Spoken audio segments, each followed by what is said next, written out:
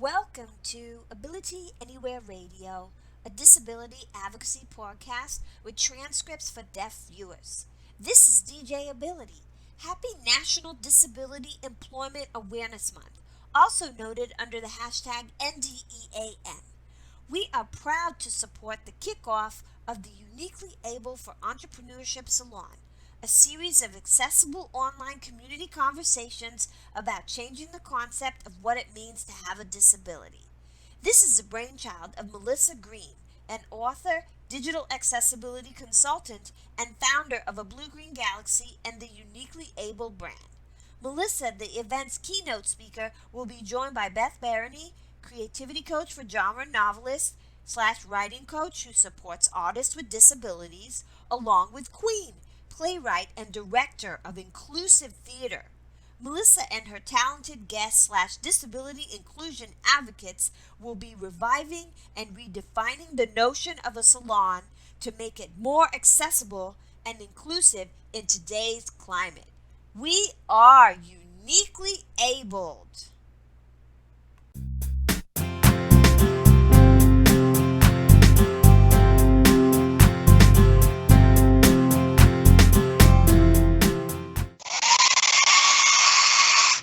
What are you doing over there? Wait, I'm sorry, I didn't hear what you said. I was just getting ready for the salon. We're getting ready to meet at the salon. We Yeah, are, right? we are, but it's not that kind of salon. Oh, it's not? Oh, well, No. yeah, I have my 1,875 watt ionic dryer here. I got my clippers. Let's see how these are. Hate to tell you, but it's not that kind of salon. Oh, okay. Well, what kind of salon is this? Well, it's an online salon. Individuals who are interested in becoming entrepreneurs and who are uniquely abled. Oh, okay. So this is this month in October, right? Well, that's Right. just in time for that's just in time for National Disability Employment Awareness Month. That's perfect. And Yeah. And historically, salons were for community conversations, and they was a meeting gathering place. So women and men would sit and gather and talk. So it's the original meaning is making a comeback. oh, okay. So it's a revival of Right. the origin of salon, the historical. Oh, I like it. I like it. Well, I'm really excited. I'm looking forward to this. Oh, I'll go ahead and put this stuff away then, since it's a different kind of salon. Yeah. Uniquely Abled for Entrepreneurship Salon. Yeah. Okay, great. Well, I look forward to participating. Yep. Okay. See All you righty. soon. Later. Bye.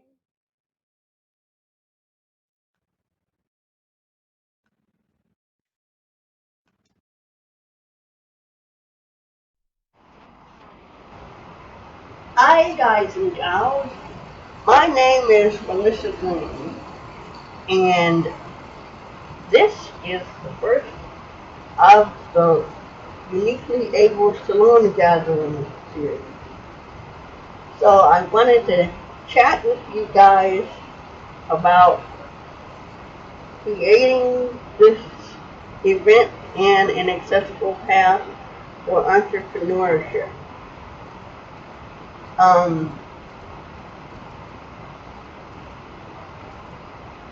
A few years ago, I had started going onto different websites and, just for different reasons.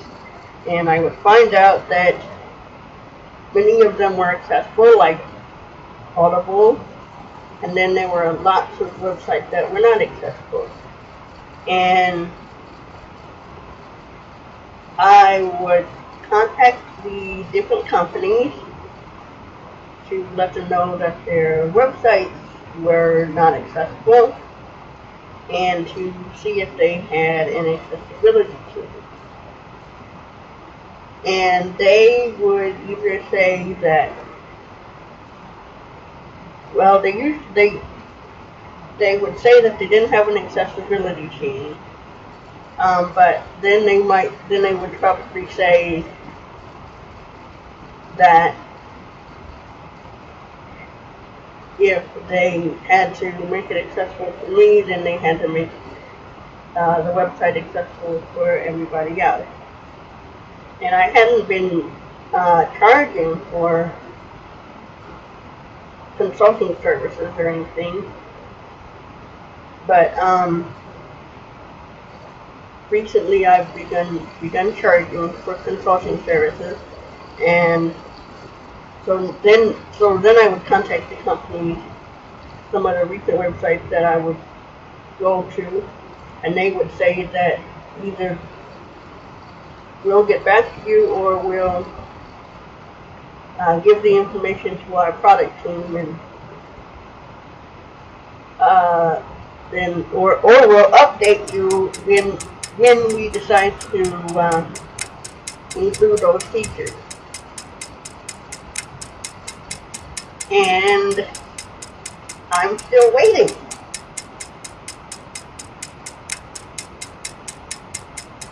So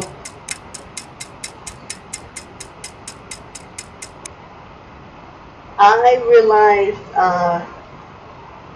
that I do have a message to bring to the world, and I also realized that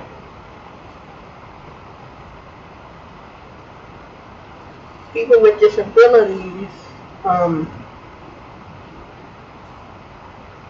may or may not be able to access certain things. So it's not just websites, but it's also things like textbooks. When I was in high school and college and everything, and I'm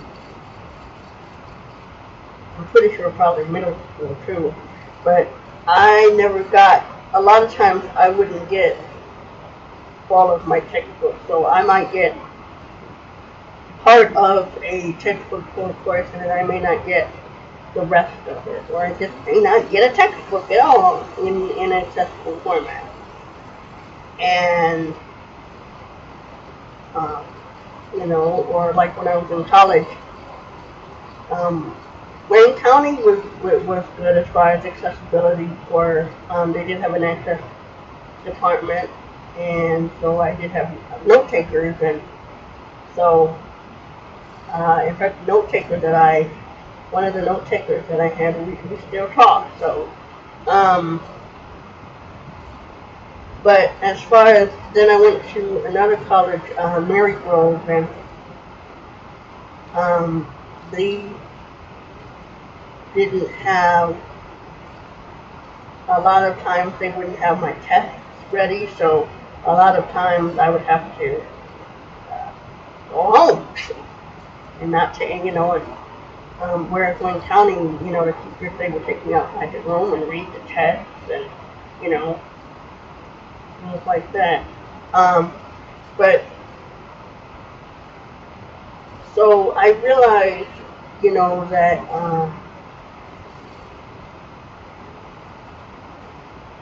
we as people with disabilities definitely need access to materials. And the other thing that I realized was, I started talking with digital accessibility consultants and on Twitter, and because I also discovered that accessibility for a lot of companies, they're not aware that it needs to be done. They don't have anyone on staff who needs accommodation, and so they don't think about it. So you bring it to their attention, and they don't like stop and say, okay, let's just redo everything and let's shut the website down and redo it, or different things. So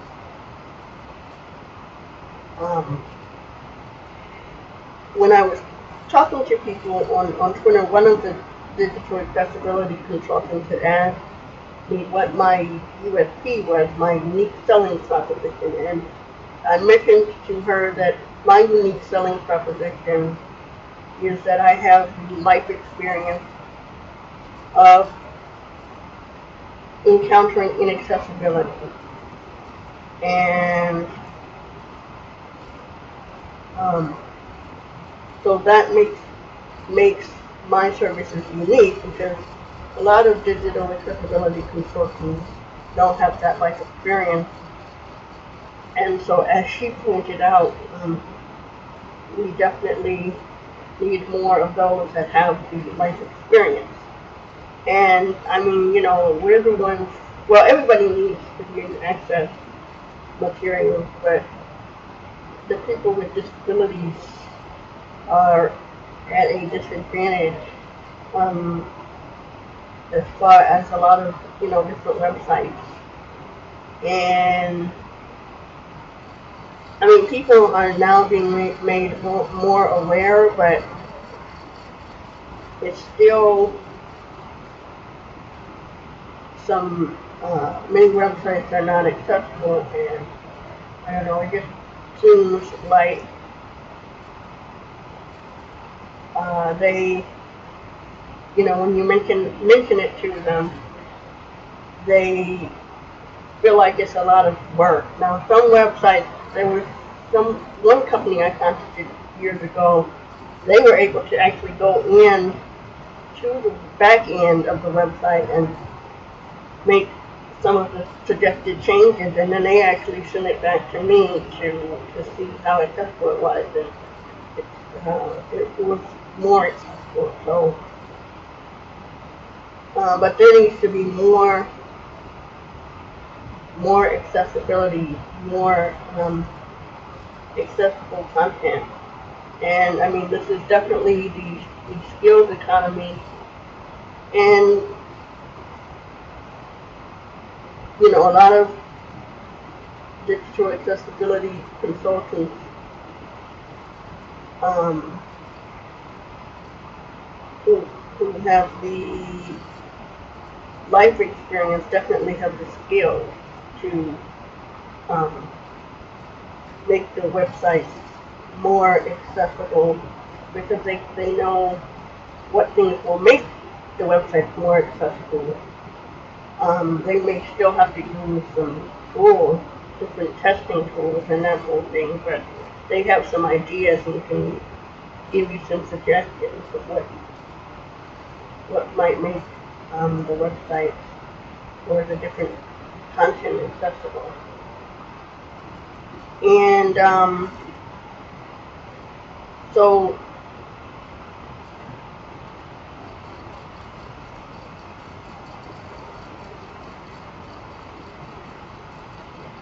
as far as creating an accessible path, um, that's kind of the beginning as far as me looking into partnering opportunities and kind of getting my name out there and planning this event. And I mean, another thing, when I was little, I wanted to create this invention called a Braille pencil. Now, of course, I took too long, and so they've already got like similar devices that, but I definitely want to revive and revise that idea and look into seeing how it could still be used to make more things accessible. I once had a teacher tell me that a lot of people, they think if they just put things, I think she said if they feel that if they just put things in braille or audio, then they don't have to do anything else as far as making the materials accessible. And that's not necessarily true, because the content has to be accessible for all disabilities. So it could be in braille and audio, but what if the person that is trying to view your website is deaf and they can't hear the audio, and they're not blind, so they can't read braille, or different things. So definitely wanting to reach a wider audience to I'm definitely wanting to reach a wider audience. Um, not just the people with disabilities, but the people who are looking to work with them on some level, um, to make digital accessibility more widespread and commonplace as commonplace as wheelchairs and wheelchair lifts and elevators.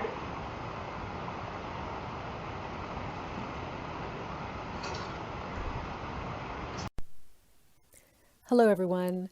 My name is Beth Barani, and I am a novelist and writing teacher. I specialize in helping people write genre fiction, popular fiction, rip-roaring reads. I help them write and edit and publish and market. So that is my specialty, and I teach online and in person through my self-paced classes, through books, through programs that help people gain mastery, and through free products, articles, and the like. I was asked, what are the barriers that I encountered in my professional journey? I would say one of the biggest barriers in being self-employed is that I really had to learn a lot of the skills that go into running a business. I was good at some things, like coming up with ideas, basic marketing. I was good at customer service and, of course, delivery of service as a teacher. One of the things, though, that I wasn't good at that I had to learn was sales. And also more ways to market. I also had to bring a little bit more, bring systems into my business. And I would say one of the biggest barriers overall, not just my professional life, but my adult life, was learning how to ask for help. In terms of tips, the third question is, what tips would you give writers and entrepreneurs with disabilities? I would say the first one is know your limits. My disability is that I was born without all my fingers. So whenever I'm doing anything manual, I'm usually doing some kind of physical compensation. I do it automatically since I was born this way. I don't even think about it. But I have a physical limit to the amount of work I can do in any one day. And I have a tendency to push really hard, to work really hard. So I have experienced like physical burnout because I was working too hard with equipment, with physical equipment, a computer mouse that didn't work for me. So I would say know your limits, get the right equipment that suits your body, and get the kind of support that you need.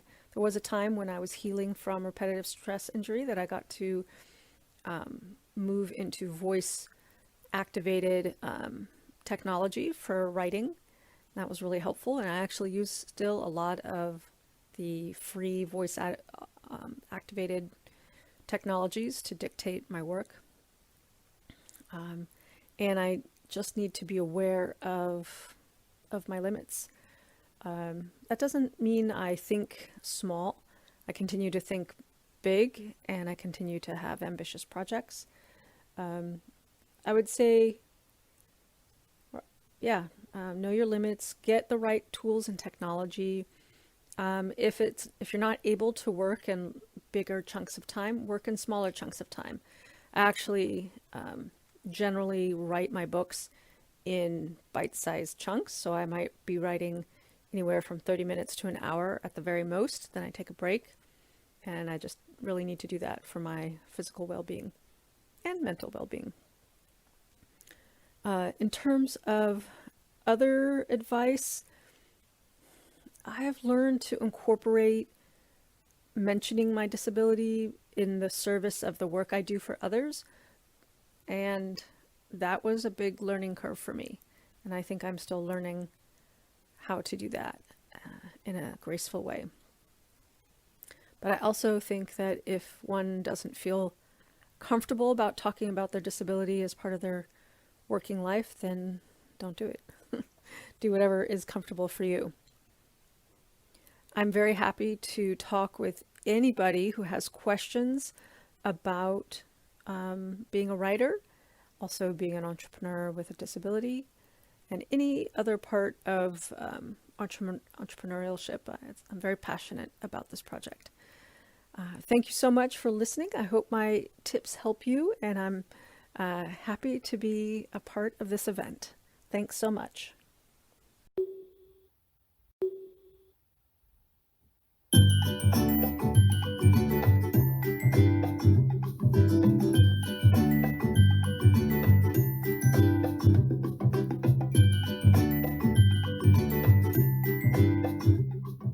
Hello, this is Kimberly Queen Barnes, aka Mama Artist.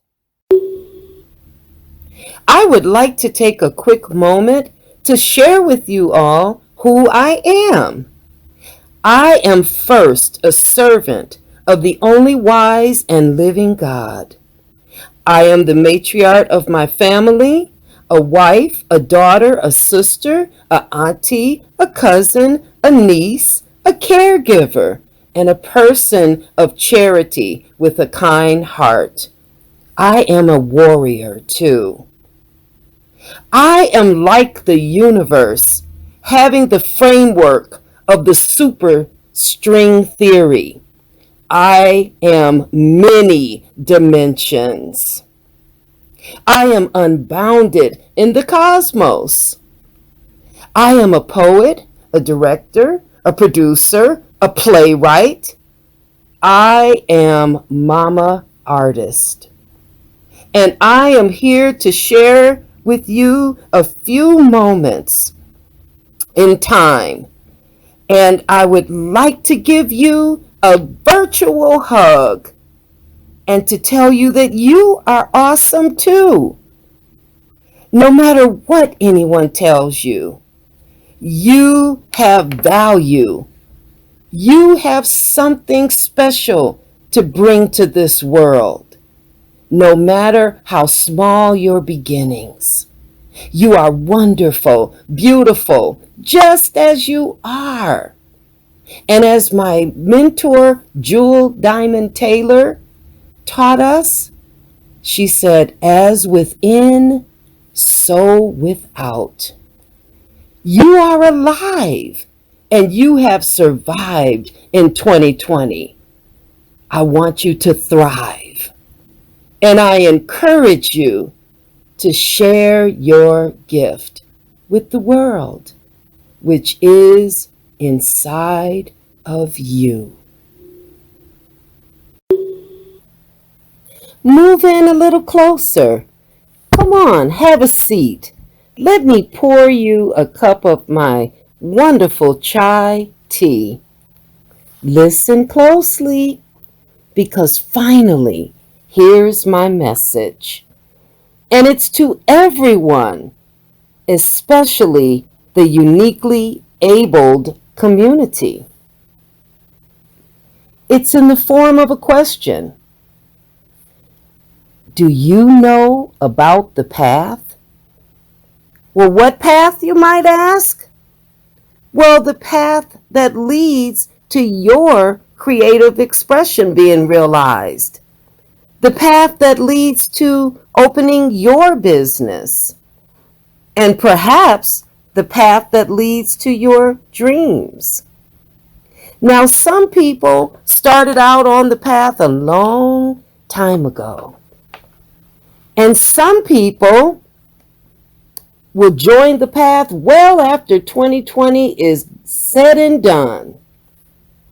Some people got off the path and threw it all away. Some people fell off the path, but they picked themselves up and dusted themselves off and got back on the path again. But the most important thing right now is, are you on the path? My favorite mentor, Jewel Diamond Taylor, she used to put it in these terms. You know, so many people are waiting for their ship to come in. And on that ship, there'll be diamonds and rubies and jewels and treasures untold. But the only problem is, they never sent a ship out. But like a true treasure hunter, I know that you will be about that path. There are so many creative communities that are welcoming and waiting for you. They look forward to including the uniquely abled community. They are waiting for you to discover. There are plays being written by, and movies being filmed by, and art, poetry, music, dance. These very topics are created by your fellow warriors on the path. So yes, listen closely. I want you to set sail and get on the path. There are so many wonderful things to explore. And you'd be surprised to find out that these things are already all around you. Now, I must tell you, this is a word of caution. So don't say that Mama didn't tell you.